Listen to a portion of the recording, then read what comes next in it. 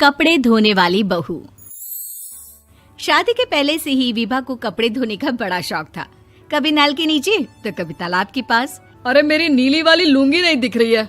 विभा की अम्मा, कहाँ रखी है लुंगी? अरे वो तो विभा ने परसों ही धोकर रखी थी आपकी अलमारी में, देखो वहीं होगी। वो ना मैंने आज धो दी, मुझे लगा कि गंदी हो गई होगी। अरे कैसे गंदी हो गई थी? उसे तो मैंने पहना भी नहीं। हे भगवान, इस लड़की के कपड़े धोने की आदत से परेशान हो गया हूँ मैं। जितना तो घर में राशन नहीं आता, उससे कहीं ज्यादा डिटर्जेंट पाउडर का खर्चा है। इसकी शादी करवा दो, शादी जाए अपने घर में ही करे काम, फिर चाहे घर के कपड़े धोने हो या पूरे गांव के। हाँ ठीक बोल रही हूँ, देखता हूँ मैं कोई लड़का। वो दिन भी आ जाता है जब विभा को देखने लड़के वाले आ जाते हैं। लड़की मुझे अच्छी लगी। होने वाली सास कहती है, बेटी अगर कुछ पूछना है तो पूछ लो। वैसे तो हमारी लड़की बहुत ही शर्मीली है, जो बोल दो वो मान लेती है, इसे क्या पूछना होगा। अरे कैसी बात कर रही हो माँ, मुझे इन लोगों के घर रहना है, सवाल तो कई है। हाँ हाँ बेटा, पूछ लो ना, क्या पूछना है। आप लोगों के घर कपड़े कौन धोता है? सास का मुंह बन जाता है। देखो, अगर तुम ये कहना चाहती हो कि तुम्हें कपड़े धोने नहीं आते तो सुन लो, कपड़े मैं ही धोती हूँ, लेकिन तुम्हारे आ जाने के बाद मैं रुमाल तक नहीं धोऊंगी। अरे चुप रहना भाग्यवान, बहू बेचारी घर आई नहीं, उसे डराना शुरू कर दिया। वो क्या है ना बिटिया, अभी तक तो ये कल्लू की माँ ही धोती थी, लेकिन अब तुम्हारे पापा तो दहेज में वॉशिंग मशीन देंगे ही। तभी विभा की माँ बोल पड़ती है, सवाल भी पूछा तो क्या। वैसे भाई साहब, मशीन की तो फिर भी कपड़े धोने की कैपेसिटी होती है। मतलब जो बिटिया दे रहे हैं ना विभा, इसे कपड़े धोने का बहुत शौक है। ये आप लोगों के क्या, आस पड़ोस गांव मोहल्ले सबके कपड़े धो दे और उफ तक ना करे। बाहर देखा नहीं आपने कितने कपड़े सूख रहे हैं? सब हमारी बिटिया ने ही तो धोए हैं। बस भी करो ना माँ, शर्म आ रही इतनी तारीफ सुनकर। और तो और एक दाग निकाल कर दिखाओ तो मान जाओ। हाँ अच्छा, माफ करना बेटा, मैंने गलत समझा।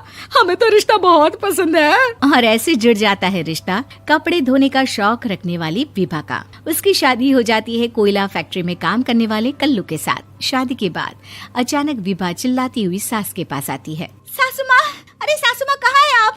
ये तो धोखा है, धोखा दिया आप लोगों ने मुझे। इसे ससुर के चक्कर के बारे में पता चल गया। अरे तो उसमें तुझे क्यों धोखा मिला है? अरे नल में पानी नहीं आता, कपड़े कैसे कब धुलेंगे? अच्छा, तू पानी नहीं आ रहा उसकी बात कर रही है। तो आपने क्या सोचा? कुछ नहीं। अच्छा, तेरी माँ ने कहा था कि कपड़े धोने का शौक है तुझे, याद आया मुझे। शौक बोलकर कपड़े धोने वाले मेरे जुनून को कम ना आके सासू माँ, कपड़ा धोना मेरा गुरूर है। तभी पति भी वहाँ आ जाता है। अभी मैंने इसे सनी देओल की फिल्म दिखाई है, उसी के डायलॉग मार रही है माँ। अच्छा सुन, साफ साफ बता रही हूँ, पानी सुबह 4 से 6 और शाम को 10 से 12 आता है, समझी?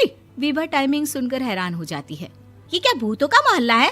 सुबह 4 बजे उठकर कौन कपड़े धोता है? 4 बजे टंकी में पानी जाता है, फिर सारा दिन धोना ना, किसने मना किया? अरे कैसी बात कर रही हैं? 200 लीटर की टंकी में कितने कपड़े धो लूंगी मैं? सुबह ही उठ जाऊंगी मैं। अब क्या था, विभा सुबह 4 से लेकर रात के 12 बजे तक कपड़े ही धोती रहती। एक रोज सास पड़ोस से निकलकर कहीं जा रही होती है कि साथ वाली कहती है, हाँ कल्लू की माँ, जरा ये बताओ कि 2 साड़ी है, 2 ब्लाउज और एक पेटीकोट और एक नाड़े वाला लंबा कच्छा। हाँ तो? अरे तो क्या, कितना लोगी धुलाई ये बताओ। धोबन दिख रहे हैं हम क्या? हमारे पति सरकारी नौकरी से अभी रिटायर हुए हैं और बेटा सुपरवाइजर है कोयला फैक्ट्री में। धोबन समझ रखा है हमें? हाय रे कल्लू की अम्मा, माफ कर दो, वो तो मोहल्ले में यही सब बता रहे थे कि तुमने बहू को कपड़ा धुलवाने के काम में लगा दिया है। सास को पड़ोसन की बात सुनकर गुस्सा आ जाता है। वो घर पहुंचती है जहां घर के बाहर ही इतने सारे कपड़े सूख रहे होते हैं जितने कि किसी धोबन के घर पर। अरे ओ कल्लू की दुल्हन, बाहर निकल। माँ जी यहीं आ जाओ, बाथरूम में चादर धो रहे हैं हम। अरे अभी हम धोते हैं, तुमको बाहर निकलो। ये आस पड़ोस वाले बोल रहे हैं कि हम बहू से कपड़े धुलवा कर उसे कपड़ा धोने वाली बना दिए हैं।